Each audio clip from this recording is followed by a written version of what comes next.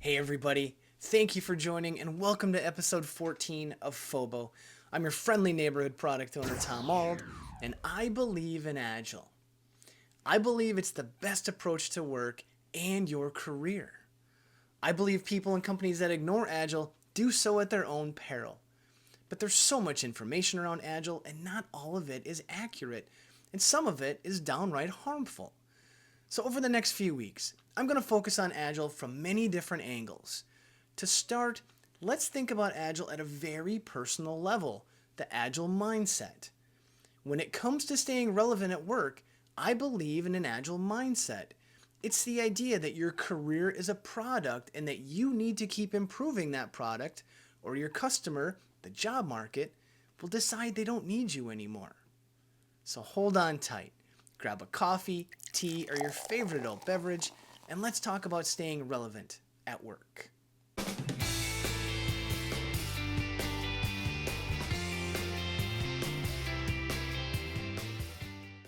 Mike Birbiglia is an amazing comedian and storyteller.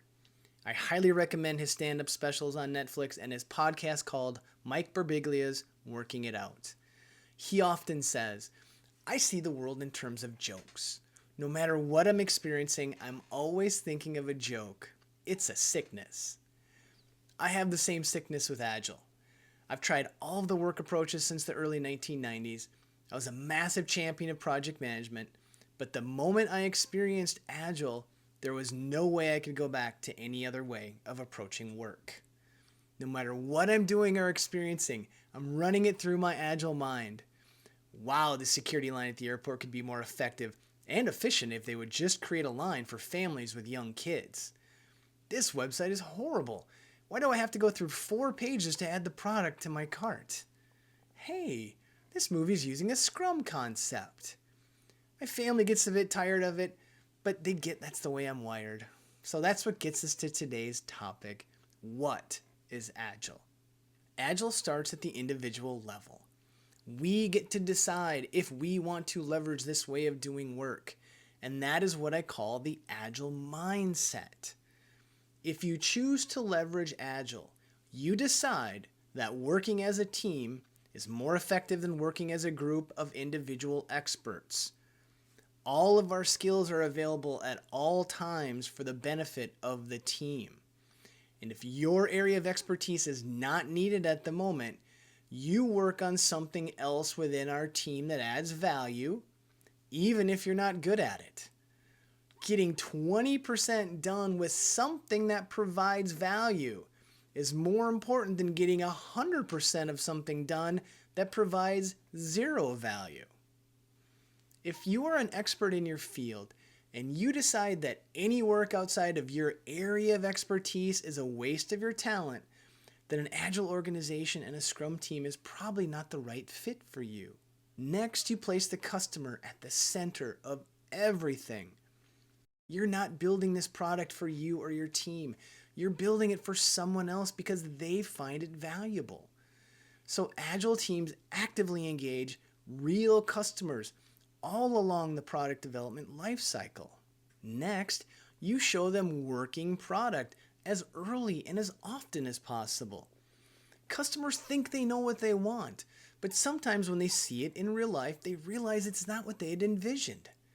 Now that they've seen it and they've hopefully used the product, we invite them to give us feedback. All the feedback, the good, the bad, the ugly. That way we can fix it now when it's cheaper and faster to fix. We know a customer won't use a bad product, and that means they won't give us money. We want to give our customers a product that they will love and pay us for, so this will help make that happen. A personal example of this is where I was asked by a board of directors to build a 10-metric dashboard for them to understand the state of the business in order for them to make strategic decisions. At first, the board said, we must have all 10 metrics all at the same time for this to be of any value to them. Working with the team, we estimated that this effort would take 12 months to get all the data, validate the data, set it up for real-time updates, and then visualize it in a way that was acceptable to the board. Of course, they hated that estimate. So I asked them, what if we prioritize these 10 metrics 1 through 10, and we give you one metric every 2 weeks? This way, you can start using metric number 1 2 weeks from today. You can get hands-on with the dashboard and help us make sure we're delivering it to you in a useful manner. Then we'll add metric number 2, integrate it with metric number 1, let you use it for 2 weeks, and see what you think. Reluctantly, the board agreed to give it a try. And after 2 weeks, they got the first metric. And it was 80% of the way they wanted it. They wanted the data from a different data source. They didn't really like the visualization at first. So we modified that and had it back to them at the end of the second sprint, along with metric number 2 integrated. The board loved it.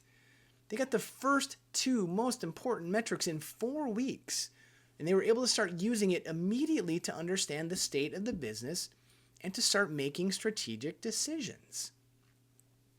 We kept moving forward with metrics 3, 4, and 5, and after metric number 5, the board decided that the original metrics 6 and 7 were no longer needed, and that metric number 10 was now the most valuable metric.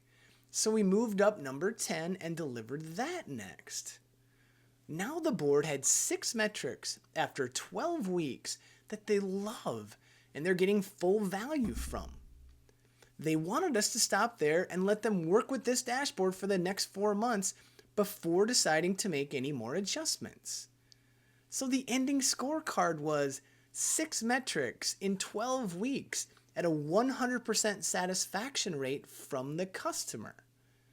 If we would have followed the original request in the traditional waterfall format, we would have delivered the 10 metrics in 12 months and probably had at least 3 months of follow-on work to fix the things the board didn't like.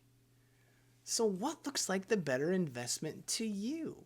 By embracing the values of the Agile Manifesto, you can demonstrate a collaborative and customer-centric mindset, deliver tangible results, and adapt to change and continuously improve. These qualities are highly valued in today's dynamic work environment and can contribute to your professional growth and advancement and keep FOBO at bay while staying relevant at work. So, how did we do? Did we give you some value today? Did we inspire you to try an idea? Do you have an idea about how to stay relevant at work to share? Please add them in the comments. You never know who you might help. If you did appreciate this content, please like and subscribe. Share it with a friend. Share it with an enemy. We appreciate any support you can provide us to keep these videos coming. Together, let's all stay relevant at work. Next week, let's keep demystifying Agile by talking about the Agile philosophy and how it'll help your organization stay relevant. I am Tom Auld, your friendly neighborhood product owner signing off. Have a valuable week. Take care.